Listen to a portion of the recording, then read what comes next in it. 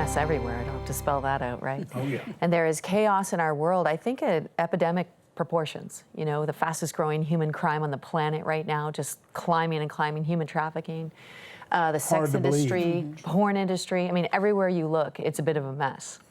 And I think one of the things that happens is, I don't know how this happens, but I feel like in our people of faith, you know, Christian people have been taught somehow along the way that wherever there's chaos, you should stay away from it.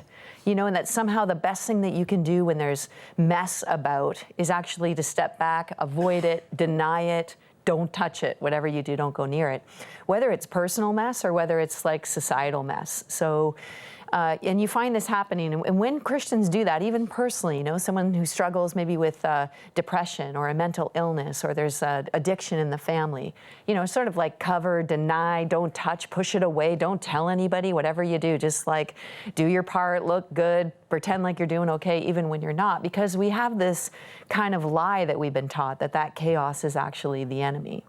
I believe that actually God has always been, from the very beginning, Genesis, creating beautiful things out of chaotic places. It's actually his best work.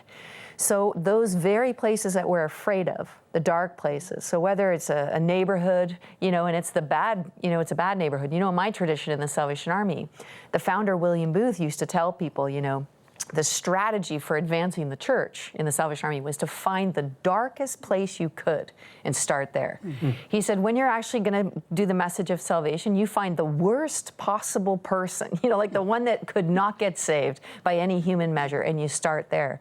Because I think he understood this principle that God actually hovers. In Genesis, it says that wherever there is this chaos, there's this void, there's this, you know, just dark, scary, kind of foreboding place called chaos in Hebrew. It says the Spirit of God hovered over it, was near in it, and began to actually speak out of that place. He began to speak light and a strategy of a new creation. And that's what, you know, that's what made this beautiful world. You don't have to go far to see beauty either.